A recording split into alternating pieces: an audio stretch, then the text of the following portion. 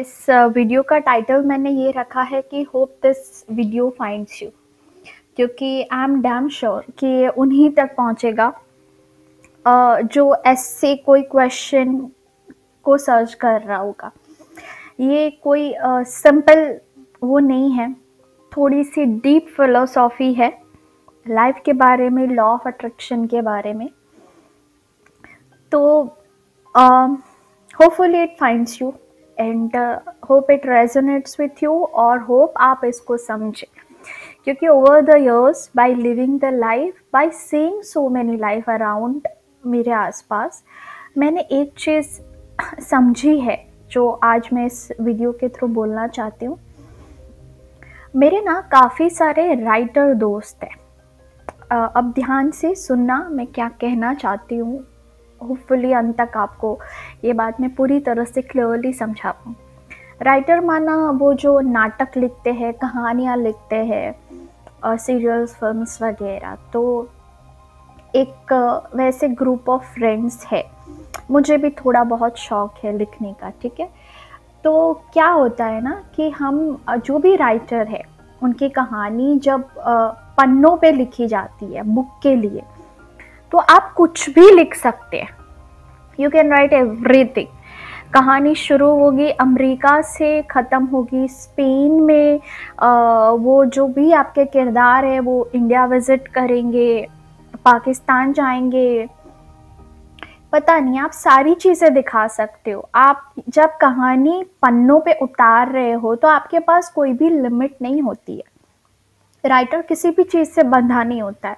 अब आपका मेन किरदार है, उसकी ज़िंदगी में 5000 और कैरेक्टर भी आप डाल सकते हैं। फॉर एग्जांपल आप एक नॉवल लिख रहे हो कि उसी किरदार को लेके, तो वो अपने लाइफ टाइम के अंदर अलग अलग लोगों को मिलता रहेगा, तो वो सारी चीज़ें आपकी कहानी में बुनती जाएगी, ठीक है। जब वो आप कहानी पन्नों पे लिख रहे हैं तो there is no limit to it. Main बात ये है। अब जब बात आती है वो चीज़ें बनने की, चाहे आप उसकी शॉर्ट फिल्म बना रहे, अब मैं फिल्म की बात कर रही हूँ, ठीक है, फिल्म बना रहे, सीरियल बना रहे, नाटक बना रहे, उसका ड्रामा बना रहे, कुछ भी, लेकिन बात आई कि पन्नों पे लिखी हुई कहानी को अब आपको कहीं ना कहीं उस किरदारों को जिंदगी देनी है। You need to live that world that is created by the writer. अब जब ये क्रिएशन की बात आती है ना, तो बहुत सारे कंस्ट्रेन आ जाते हैं, बहुत सारी कहानियाँ बदल जाती है। किसकी वजह से? बजट के इशू की वजह से, एक्टर की वजह से। फॉर एग्जांपल मैंने एक कहानी लिखी जिसके अंदर 2 किरदार हैं, उनकी पूरी लाइफ टाइम के अंदर वो 50 लोगों से मिल रहे हैं, उनकी कहानी 50 अलग अलग लोगों से जुड़ी हुई है, पन्नों पे लिखी है। वो कहानी कहीं बाहर के कंट्रीज़ में डेवलप्ड है, फिर वो इंडिया आते हैं, फिर कहीं जाते, इस तरह से उनकी पूरी लाइफ टाइम की कहानी मूव करती है।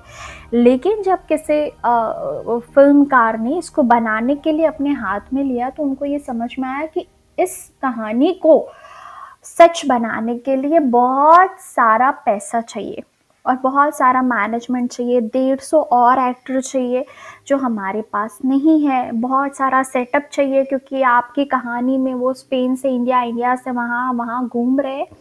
सो we are not sure that we can do this.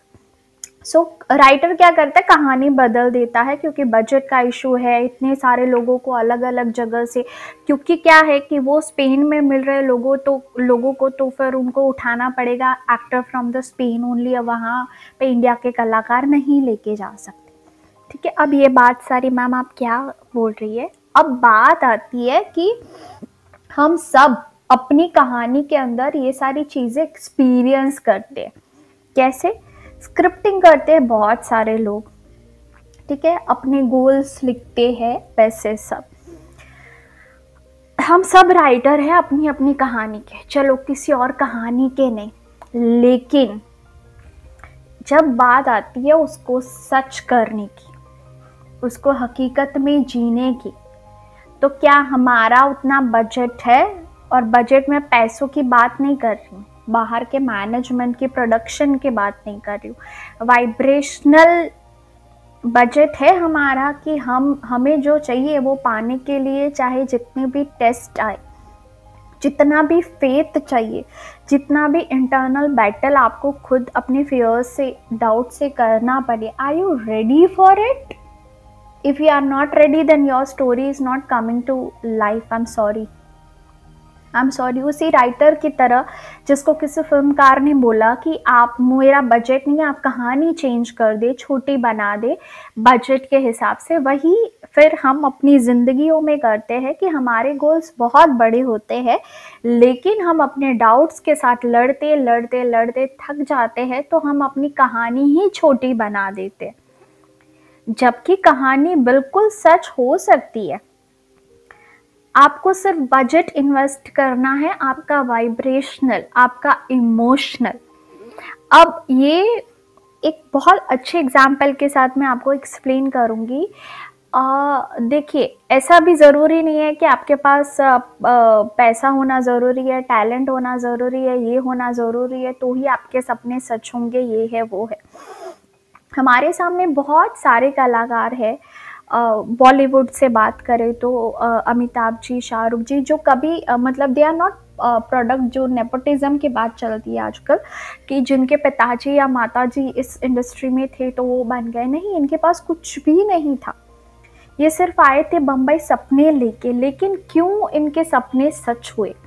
हम अपनी ज़िंदगी को इनके साथ इसलिए जोड़ सकते हैं क्योंकि इनके सपने फिल्म के कलाकार बनने के थे। हमारे सपने इतने बड़े शायद नहीं है, हमें बहुत अच्छा पैसा चाहिए, किसी को काम चाहिए, किसी को पार्टनर चाहिए, किसी को एग्ज़ाम पास करना है, किसी को घर में कुछ चीज़ें लेनी है। फॉर एग्जाम्पल किसी को सिर्फ अपना क्रश मैनिफेस्ट करना है। हमारे गोल्स इतने छोटे भी हो सकते हैं, वहाँ से लेके यहाँ तक कि आपको इंडिया का सबसे बड़ा सुपरस्टार बनना है, ठीक है। दोनों में अंतर क्या है? उन दोनों इंसानों ने जो अपना एक छोटा सा गोल पे मैनिफेस्ट नहीं कर पा रहे, फॉर एग्जाम्पल आपको एक क्रश को मैनिफेस्ट करना है, या अपनी शादी को अच्छे बनाना है, या जॉब पानी है, या दोनों, और ये इंसान जिनके पास कुछ भी नहीं था लेकिन इतने बड़े सपने पा गए, दोनों के बीच में अंतर क्या है? खुद का वाइब्रेशनल बजट। भले ही इनके पास कुछ नहीं था लेकिन इनके पास एक वो डिज़ायर थी, बर्निंग डिज़ायर, कि हो सकता है उनका वाइब्रेशन उसी लेवल पे था कि ये तो बन चुके हैं भाई, तो बन गए। बीच में कुछ भी आया, अपमान, हानि, पीड़ा, losses, failures, they just did not consider anything, क्योंकि इनका वाइब्रेशनल बजट बहुत हाई था to reach that destination, to that desire. क्या हम उस लेवल का फेथ या उस लेवल का इमोशनल स्ट्रॉन्ग बजट अपने अंदर डेवलप कर सकते हैं ताकि हमारी खुद की लिखी हुई स्क्रिप्टिंग, हमारी खुद की लिखी हुई ये छोटी सी कहानी को हम अपने जीवन में सच कर पाए? क्या है ना, यूनिवर्स तो हमारी हर लिखी हुई कहानी को सच करने के लिए बैठे हैं, लेकिन क्या हमारे पास उतना बजट है? हम तैयार है? हमें जरा सा वो टेस्ट दिखा देते, हम तो हार मान के बैठ जाते कि पता नहीं क्या है, ठीक है। So this is the thing, this is just a very metaphoric and very philosophical. I'm not sure that every one of you going to understand, but writer का क्या होता है, वो जब पन्ने पे लिखता है तो वो बहुत कुछ लिख देता है, लेकिन जब उसको सच करने की बारी आती है तो बहुत बड़ा और अच्छा जिगरी फिल्मकार चाहिए जो उसको सच करने का जिगर रख सके, ठीक है। उतना पैसा, उतना क्रिएटिविटी, ये वो, लिखने को तो तुम सब कुछ लिख दो, मैं आज लिख दूँ मैं लंदन की रानी बन जाऊँ, ऐसा तो क्या मेरे वाइब्रेशन है, मेरी औकात है, मेरे अंदर समझ है उतनी कि मैं कुछ कर पाऊंगी? Are you getting?